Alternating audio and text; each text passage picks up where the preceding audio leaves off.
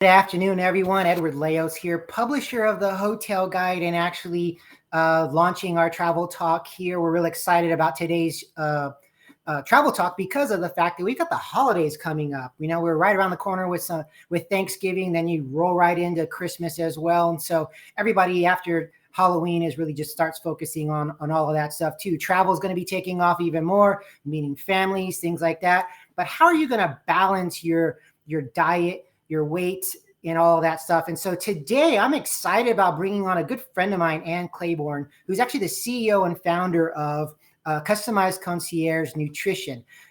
We met online and have been following her for a bit, and she's just got some fantastic tidbits. I thought this would be a great segment for us to launch. And so I'm going to bring Ann on board here, introduce her to everyone.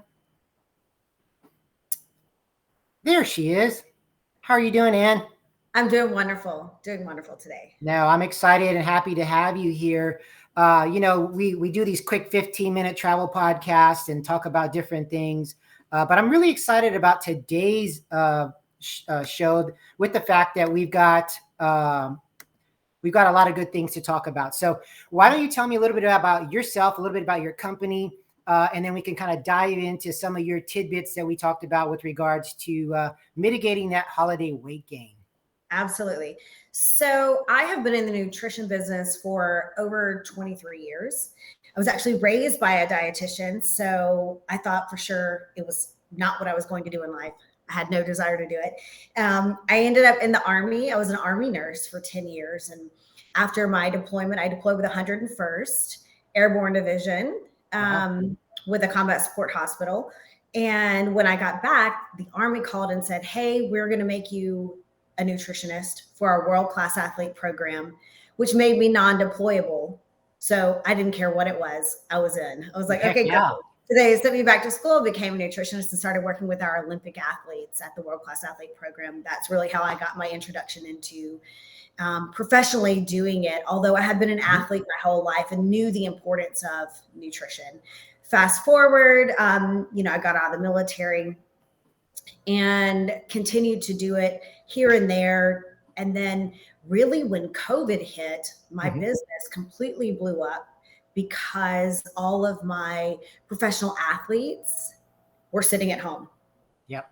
And the nutrition really became a huge issue. So I work a lot with professional athletes, like I said, and C-suite executives. Okay. What Concierge Nutrition does is we have a team of dietitians, nutritionists. We have some hormone therapy docs. As our clients come in, we do blood work. We do a whole medical eval and then write a meal plan for them. Then we hire professional chefs or a meal prep company to prepare the food to our specifications. Nice. And then they deliver it to the clients, and it's ready to go. So whether they're delivering it to the home or to the office, it should just be like grab and go. The whole plan is to take the whole thought process out of it for our clients. Correct. So that they can focus on what they do best, whether it's play football or run a company. Sure, exactly. So as we're coming into the holidays, people are going to be traveling a lot more. You know, you're at family gatherings, you're trying to figure out, man, what am I going to do to kind of not put that extra? I don't even want to, I kind of go back to college when you talk about that freshman 15, but you talk about that kind of stuff in the holidays, and there's got to be some kind of term for it. But there's, with regards to the weight gain, making those healthy choices, what are some of the things that you're seeing, or would you suggest? It may be in a generalization for people to kind of be looking out for as they enter the holiday season. So I think first and foremost, you have to hold yourself accountable, right? Yep. And stop allowing yourself the buy-in of like, oh, it's the holidays. Because if it's a one day, cool. If it's Halloween, that's one day. You're going to eat candy for one day. You can probably get away with that, right? But it's Halloween followed by Thanksgiving, followed by Christmas. And it just turns into like 3 months of eating like junk. Sure. Right? Allow yourself that day. I'm really big on don't miss memories. So, and what I mean by that is don't miss the opportunity to make sugar cookies with your kid, right? Like that's a memory. You're going to want that. But it doesn't mean that we have to eat food at the office party. And then, Deborah at the office is bringing stuff every single day. And then, grandma's dropping by cookies, and it just kind of adds up. So don't allow yourself that excuse. First and foremost, you cannot miss workouts. Okay. You have to schedule your workout just like it's any other important meeting, and don't negotiate with yourself. And then we want to make sure that we're eating for nutrition first. And so I tell people, set a timer on your phone to eat every couple of hours. And even if you only eat a couple of bites, doing that and getting your body used to eating at the exact same times every day are going to help keep your blood sugars regulated. But it's also it makes it a lot easier to say no to Deborah's homemade cookies that she only makes once a year, right? Definitely. So quick question on that. When you're talking about setting a timer, that's a great tip. I've kind of heard it, but I haven't heard it. On average, how many meals should somebody normally be eating? So obviously that depends on if they're trying to do weight gain or weight loss, if they're obese, or, what the situation is. But typically speaking, I mean, I love a good 3 meals, 2 snacks. Okay. Now the sizes of that will vary depending upon person, right? But that way we're not having that 2 o'clock crash in the middle of the day, and you're not starving by the time you get to dinner. So having healthy snacks on hand is really important. I tell everyone, in their car, in their gym bag, in their office desk drawer, should always have healthy snacks. Give me some ideas of some of those health. The reason I'm asking about healthy snacks, because I'm thinking of people who travel. We're going to be traveling a lot. Maybe people going through the airports, however, in their car or whatever, this holiday season. What are some healthy suggestions that you would say? So I always say, like, sugar-free turkey jerky, especially if it doesn't have a bunch of chemicals in it. So get a really good brand. I like Crave or some of those other brands. A great protein bar that's not a candy bar, but like a healthier bar. Right. And there's so many good options on the market nowadays. I like doing a tuna pack. That's just, the envelopes of tuna. Definitely. And a pack of rice cakes. Like that, you can take that anywhere. And that'll stay. Rice cakes will last forever, and tuna packets last forever too. I keep those in my glove compartment, in my gym bag, stuff like that. Of course, single serve packs of nuts, right? Just like, raw natural almonds are great to go anywhere. When you're in the airport, nowadays it's a little bit easier. I've found now in several airports, obviously they have more salad options now at airports, but you can also get like boiled eggs. Yeah. Something that I've started to see recently. Things that we want to really stay away from are sugary drinks, juices, smoothies that have a ton of calories, or trail mix that has a bunch of sugary dried fruit in it. Correct. And especially the ones with M&Ms. So those are the best, though. I'm just kidding. They are good, but they're definitely. I also am a big. I love Lily's dark chocolate covered almonds. Yeah. Try those. But, just a couple of those will kind of, when you need a little something sweet, they hit the spot. They'll hit the spot. Definitely. So I noticed you were talking a little bit about how your business spiked during COVID. What are some of the trends or things that you're seeing with regards to overall wellness and the importance of it since the pandemic, and kind of where we are now, where we've seen travel really open up, kind of, I'm hoping life back to normal kind of things. What are some of the things that you're seeing maybe going into 2023 with some of your clients, or just in general? So one of my biggest concerns, I'll tell you, is the food costs that continue to go up. People are starting to, I need for people to focus on getting the quality of food, keeping stuff fresh. Eating at home is always going to be a little less expensive. And we want to make sure that the quality of meat is great. Gut health has been a huge issue, especially since COVID, as we were talking about just prior to this, right? People drank a lot during COVID. And alcohol wrecks the gut. So, and stress is really high, especially heading into the holidays. Yep. So we want to drink, as little as possible. If you're going to drink, then I absolutely suggest something like 100% agave tequila, and limit the sugary mixers. So gut health is a big issue that I think, and it's also you're starting to hear more about it, right? Yeah. People are starting to really understand the tie between gut health, mental health, overall well-being. I think that it's something that we can delve into more.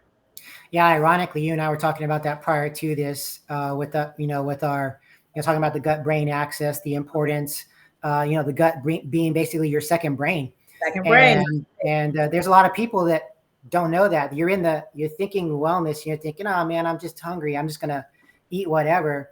A lot of people don't understand the importance of what you put into your system and how that affects you mentally. You're talking about the sugary drinks and how that spikes you, and then you crash. And so there's all of that stuff that goes with it. And as you're moving into the holidays, I mean, man, you're just talking about, Sally's cookies all over the place, and, the pies and the cakes, and it's all there. And so choices really matter. It does. And if I have to, I know we only have a couple minutes left here. Sure. One of the biggest tips that I can give people during the holidays, especially if you're hosting the dinner, is I tell all of my family, bring your Tupperware, because you're not walking out with mine, my glassware. But I need for everybody to take all this food. Yeah. Right? Because what happens is that we have all that great food in the refrigerator and it does taste good. And then there's the guilt factor of waste, and it was so expensive. So I send it all away. If I can't get people to take it, I have packaged it up before and gone and given it to the homeless. Because it's not in the fridge. That way I can give myself permission to eat whatever I want on Thanksgiving, right? I'm going to have it all because it only comes once a year. Sure. Right? That's building memories with my family. But then I clean out the refrigerator and I'm gone. I'll keep some turkey breast, right? Sure. But it's about getting it out of the house and allowing yourself permission to enjoy that meal, but knowing that the next day, get out. And I also work out on Thanksgiving. I work out on holidays, even if it's just for a run. If all the gyms are closed, I'll just go for a run because it just kind of gets the gut moving, right? No, I agree. I mean, that turkey trot every Thanksgiving is always a good way to start, whether you do it in a group or just do it yourself. Some kind of movement. It's that mental game of, man, I invested a little bit of hard work at the beginning, so here's my payoff, at lunchtime or dinner or whatever that is. And so I do like your idea about bringing the Tupperware and taking it away, because I have been that person where it's like, oh man, it's in the fridge. Let's have that for a snack for at night. Yes, and then the one next more time. That's what we tell ourselves, just one more time. But it adds up so quickly, right? Well, that one more time becomes probably 2 or 3 because of that exact thing you're saying is I don't want to waste it. And number 2, it was really, really good the first time, and it still tastes pretty good the next day. And so then you're sitting on the couch watching football and you're like, that's where gluttony comes in. That's where the movement and all that stuff is a big part of what we got going on, with America being so obese in a lot of ways. We were talking about that prior to this as well. There's so much that we can talk about. We got about 2 more minutes here. Why don't you kind of give me some of your parting thoughts? I know this is the first of many of these that we're going to have. We already talked about that. This is kind of teasing us into the holidays. You've given us some great tidbits on how to take care of yourself during the holidays. What are some good takeaways in addition to that? Anything else that you see that we should be doing, or just, validating everything you just said? Prioritizing yourself, prioritizing your health, eating for nutrition first. I cannot stress that enough, right? And don't miss workouts. Don't miss workouts. Don't miss meals, and watch your water intake. You want to increase your water intake this time of year. So I say aim for a gallon of water a day. And that is going to help flush out toxins and, kind of keep you full. So hydration, well, yeah, definitely. You're drinking water prior to eating. You already know that you're not going to eat as much because you're feeling that feeling. A lot of people don't understand that 75% of Americans are dehydrated. Brain doesn't know the difference between dehydration and being hungry, when actually if you were just drinking a little bit more water, you wouldn't be reaching for that snack. And so a lot of good things right there. But Anne, I want to thank you for being on this podcast with us. I know it's going to help a lot of people out. I'm excited about the continuing partnership that we're going to be having, bringing you back on board. And actually, we talked about you're actually going to have some content in our upcoming edition as well. So we're excited about that. Any last parting words?